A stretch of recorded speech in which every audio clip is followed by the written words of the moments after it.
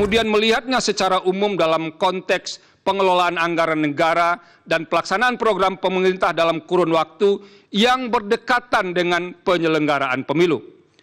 Dalam permohonannya, pemohon mengungkapkan fakta dan kejadian tertentu secara spesifik, yaitu dukungan yang diberikan Presiden terhadap pihak terkait, pasangan calon Presiden dan Wakil Presiden nomor urut 2. Dukungan dimaksud sebagaimana dalil pemohon dilakukan dengan cara mengalokasikan anggaran negara tertentu dan diwujudkan melalui pelaksanaan program pemerintah berupa penyaluran dana bantuan sosial. Menimbang bahwa berdasarkan seluruh uraian pertimbangan hukum di atas, dalil pemohon beralasan menurut hukum untuk sebagian tidak sebagaimana yang dimohonkan pemohon dalam petitumnya. Oleh karena diyakini telah terjadi ketidaknetralan pejabat yang sebagian berkelindan dengan pemberian bansos yang terjadi pada beberapa daerah yang telah dipertimbangkan di atas, maka untuk menjamin terselenggaranya pemilu yang jujur dan adil sebagaimana dijamin oleh Undang-Undang Dasar 1945, seharusnya Mahkamah memerintahkan untuk dilakukan pemungutan suara ulang untuk beberapa daerah tersebut di atas. Baik, Ustaz, terima kasih Anda masih bersama kami. Sudah hadir saat ini politisi PDIP, Mas Ciko Hakim. Halo, selamat malam. Terima kasih sudah hadir. Ya, dan kami akan bahas tadi soal dissenting opinion. Kalau kita sudah mendengarkan tadi tanggapan dari masing-masing perwakilan paslon, mungkin singkat saja dari Mas Ciko. Dari PDIP seperti apa? Tadi kita sempat mendengarkan ada Mas Hasto dan Ahmad Basara juga sempat menyatakan, menyampaikan, menyayangkan MK mengabaikan aspek substansial. Ini agak berbeda dengan tanggapan dari partai-partai yang lain. Jujur memang ada kecewaan dari kami terhadap apa yang menjadi putusan secara keseluruhan, tetapi tentunya kami mengapresiasi semua, baik itu hakim yang pro maupun yang memberikan dissenting opinion, juga teman-teman dari kuasa hukum 01, 02 dan lain-lain yang sudah menjalani proses ini sebagai bagian dari kita berjalan dalam koridor konstitusi di sistem demokrasi kita ini. Tapi tentu apa yang kami rasakan sekarang, dan saya yakin ada beberapa juga unsur di masyarakat yang merasakan bahwa awan mendung demokrasi kita ini ternyata belum pergi juga. Belum pergi atas belum putusan pergi MK ini tidak mengklirkan awan mendung itu, Mas. Kalau kita lihat memang belum gini, apa yang disampaikan sebagai dissenting opinion dan juga apa yang menjadi catatan-catatan MK adalah banyak semacam pengakuan bahwa terjadi banyak pelanggaran yang menurut mereka tapi tidak bisa dikategorikan sebagai pelanggaran hukum gitu. Seperti etika, seperti moral, seperti ada salah satu hakim, saya lupa, bukan Arif Hidayat, salah satu hakim yang menyampaikan soal keberpihakan presiden gitu, yang tentunya terkait dengan kerelaan dia untuk tidak berpihak itu berhubungan dengan etika dan moral yang belum diatur dalam undang-undang sehingga belum bisa menjadi pertimbangan dalam hukum, dan itu artinya adalah pengakuan bahwa ada kesalahan-kesalahan yang dilakukan berbagai pihak yang tentunya ada celah itulah gitu. Ada celah itu, tapi memang sebagai hakim konstitusi sebagian dari mereka mengatakan bahwa itu tidak bisa menjadi pertimbangan dalam mengambil keputusan. Tetapi tentu, nah kenapa masih mendung itu tadi? Karena belum ada aturan-aturan baru yang mengatur itu sehingga tidak bisa menjamin hal-hal tadi yang disampaikan dalam dissenting opinion atau catatan-catatan yang disampaikan oleh MK untuk tidak terulang lagi. Dan mudah-mudahan itu bisa, dan salah satu jalan yang akan kita tempuh dari PDI Perjuangan adalah kita akan ke PT UN ya terkait dengan ini, tapi tidak mengubah hasil. Tapi tujuannya adalah hal-hal yang disebut oleh Prof. Mahfud ketika awal kita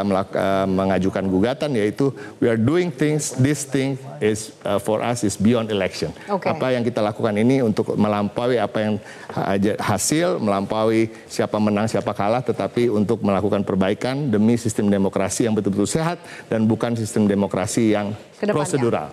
Baik. Mas Uceng, Anda sempat memberikan prediksi gitu, Mas Uceng, kemarin, dan hari ini bahkan Anda memposting di Instagram Anda mengatakan bahwa prediksi Anda benar. Jadi sebenarnya tidak mengejutkan, tapi Anda kecewakah dengan putusan dan komposisi 5-3 dari para hakim MK ini?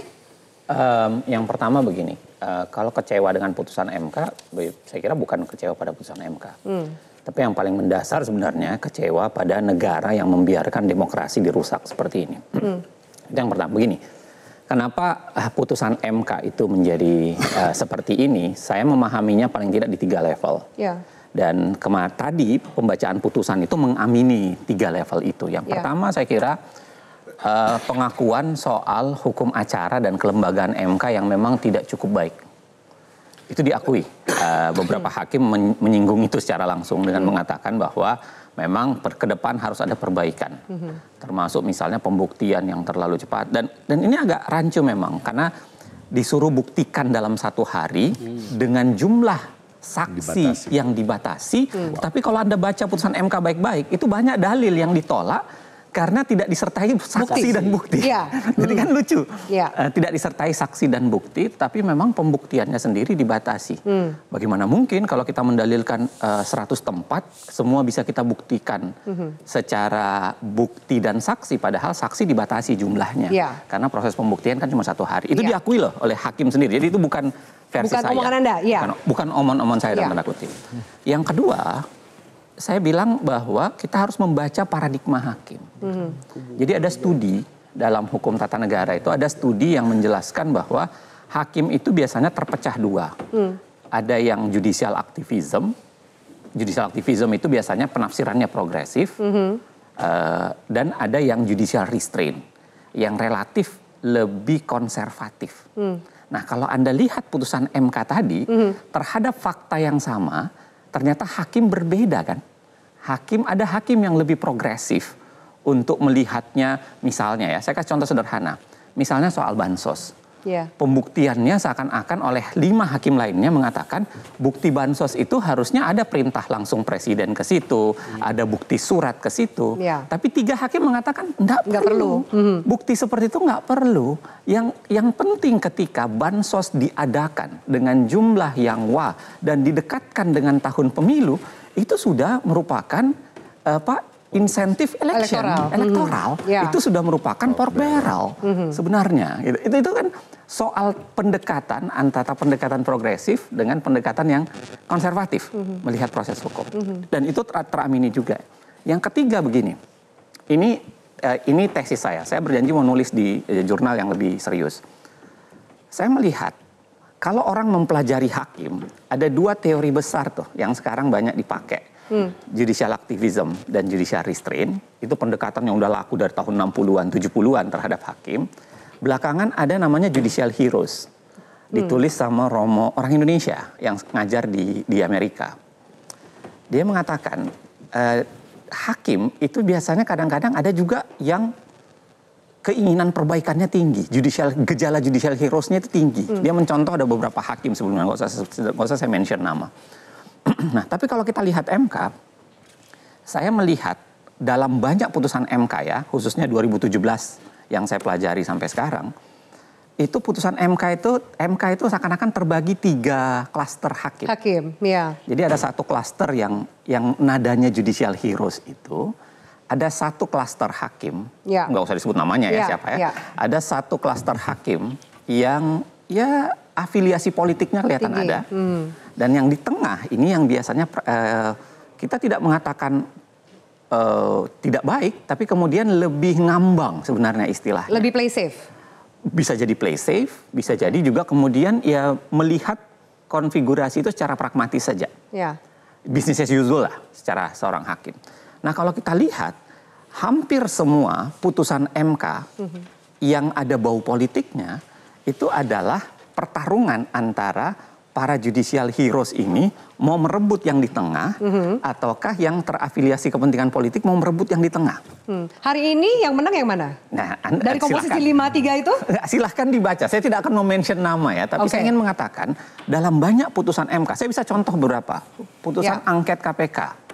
Kalau kita lihat angket KPK, itu kan permohonannya beda akhirnya dengan putusan MK. Karena yang judicial heroes ini akhirnya sedikit ke tengah dengan mengatakan begini, oke, KPK boleh kita angket, tapi jangan angket kasusnya ya. Hanya boleh diangket soal, nah itu loh, contoh ke tengah. Atau cipta kerja deh. Putusan cipta kerja, kalau kita baca baik-baik, itu kan permohonannya adalah pembatalan secara keseluruhan. Sedangkan yang satu mau menolak secara keseluruhan.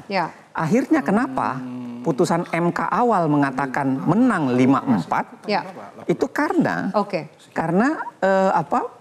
yang baik ini bisa agak sedikit membujuk yang tengah ke dia dengan mengatakan bahwa udah diberlakukan secara conditionally konstitusional ke depan. Pak Margarito mungkin punya tanggapan yang lain? Nah, maksud saya begitu. Jadi 3 analisis itu sebenarnya cukup untuk menjelaskan bahwa kenapa MK. Nah terakhir Mbak Afi, sebelum saya mau tutup, atau kemudian silahkan yang lain. Saya mau bilang bahwa jangan kemudian main-main dengan dissenting opinion. Karena akhirnya begini, kita tidak bisa mengatakan secara penuh bahwa tidak ada cawe-cawe presiden, tidak ada pembagian bansos yang yang betul-betul sudah sesuai, dan tidak ada pelibatan aparat yang tidak melanggar. Jelas kok. Di dalam putusan itu 3 hakim itu mengakui itu. 3 hal itu. 3 hakim mengakui itu, ya ada bansos yang dibagikan, lalu kemudian bahkan ya putusan itu ingin membawa, kalau lihat ya, untuk membenarkan juga analisis saya. Coba bayangkan 3 hakim ini coba membawa dengan mengatakan silahkan dilakukan pemungutan suara ulang di beberapa daerah yang dimention. Itu kan tidak ada permintaan 01 dan 03 di situ, tapi seakan-akan mencoba membawa ke tengah gitu. Nah, tapi saya mau bilang adalah artinya ada satu fakta yang jelas ya, bahwa menurut pendapat hakim, bukan sekedar omong-omong kita, Presiden Jokowi itu melakukan intervensi. Jelas. Di kalimat apa? Dari tiga hal yang tadi Anda sebutkan, soal bansos, soal kemudian aparatur termasuk ASN dan PJ kepala daerah? Ya, jelas karena dikatakan di situ dalam putusan, penanggung jawab terbesarnya adalah Presiden Jokowi. Termasuk soalan keuangan, kalau baca putusannya baik-baik ya, keuangan itu adalah keuangan negara, harusnya dipergunakan untuk kemakmuran, bukan untuk kepentingan personal seorang kandidat.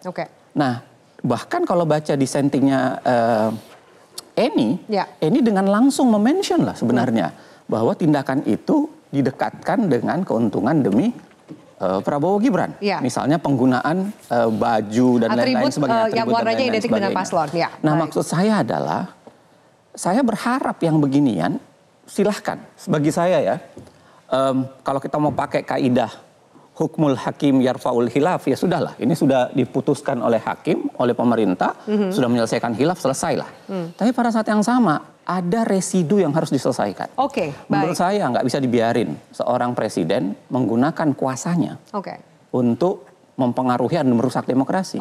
Maka harusnya ada tindakan lanjut, dan kalau misalnya angket dilakukan, saya tentu setuju gitu. Karena nggak boleh dibiarkan. Jadi masih ada residunya setelah keputusan ini menurut Anda? Dan yang terakhir yang harus tidak akan semudah guyup dan lain-lain seperti Mas Andre katakan? Oh, kalau guyup silahkan. Saya kira orang untuk membangun negara tentu pasti harus guyup. Tapi pada saat yang sama saya katakan, siapapun yang melakukan kesalahan harus kita bawa ke proses pertanggungjawaban.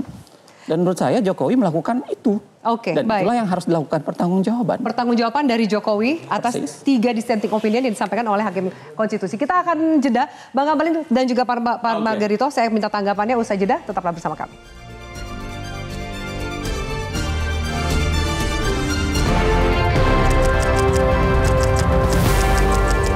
Jelajahi cara baru mendapatkan informasi. Download Metro TV Extend sekarang.